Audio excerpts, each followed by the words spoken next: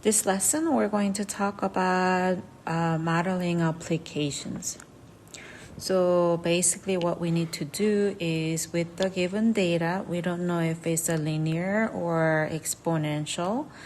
So with the data, we wanted to draw the scatter plot and tell if it's exponentials or linear. And with that, we can find any program from the computer or use a calculator to input the data and find the functions of exponential or linear, right? Once we find the functions, then we're going to find out what a missing value is going to be with given one of the variable. So that's what we're going to do on this section. So the first problem we're looking at it, they're talking about virus in given days, right? Different dates.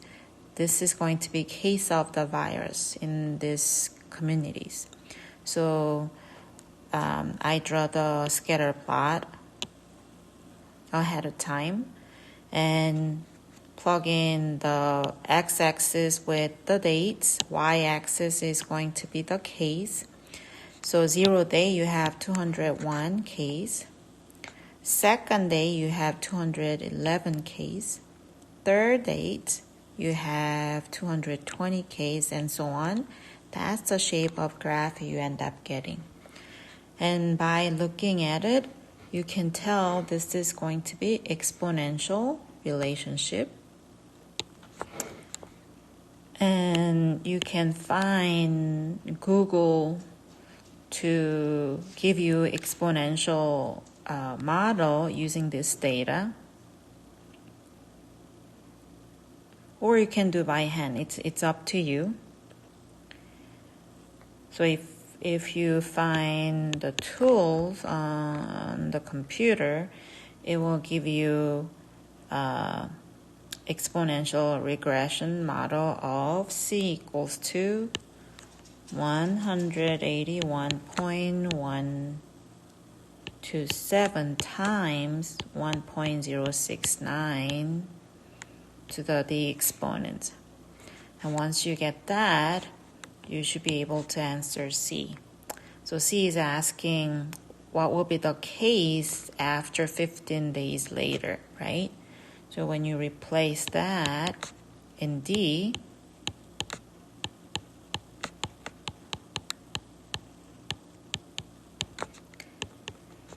you should end up getting 492.775.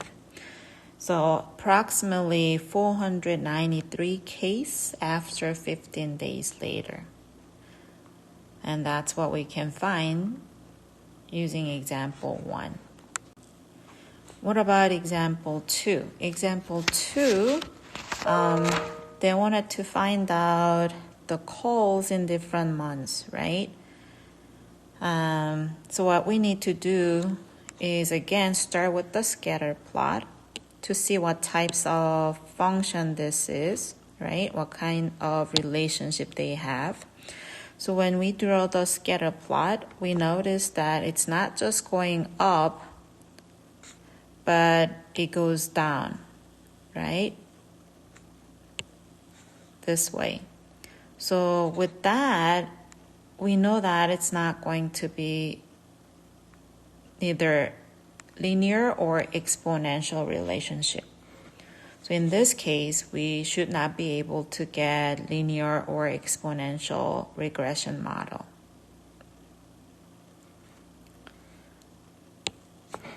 That was easy, right? It's just taking time to draw the scatter plot, but then once you know that's not a linear or exponential, you cannot find the regression model for it, right? Let's look at the next one. This one have different square feet for the price, right? So what you need to do again, first draw the scatter plot and I have x-axis for the size, square feet, and then y-axis for the price.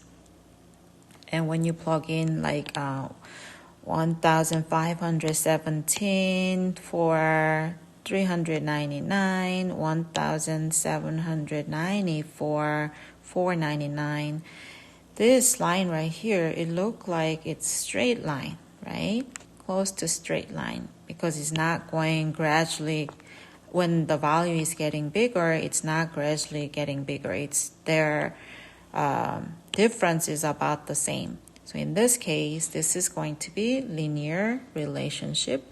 And once we know the linear relationship, we should be able to find linear regression model, where your linear model, when you plug into the tools in the computer, using the computer or calculator, you should be finding out your regression model will be 0.10352 times square feet plus 244.016 will be the equation for it. And then the third, they want you to find out the price for the square feet is 3,450. So when we replace that for S,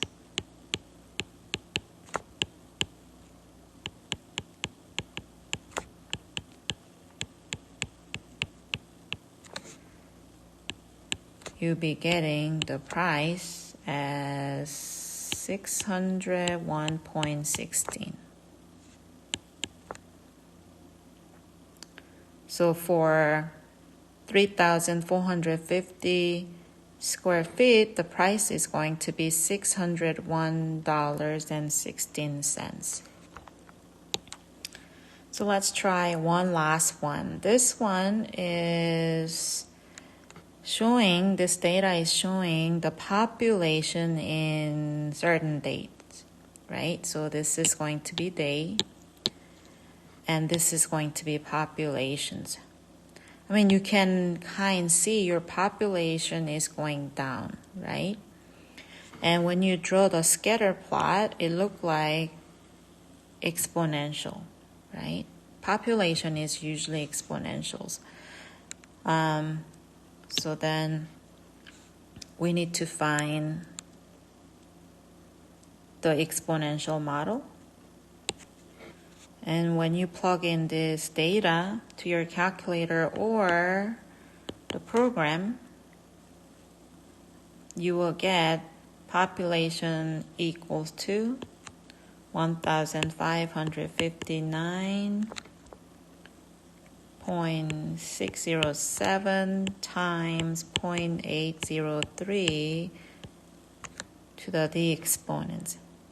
And then C is asking you to find the populations after the 10 days. Right? So you're going to replace that.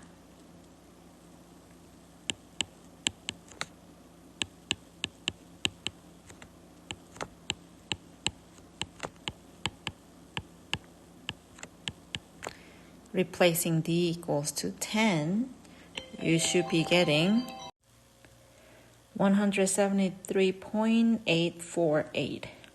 This means after 10 days, the population of geese migrate through this area is approximately 174.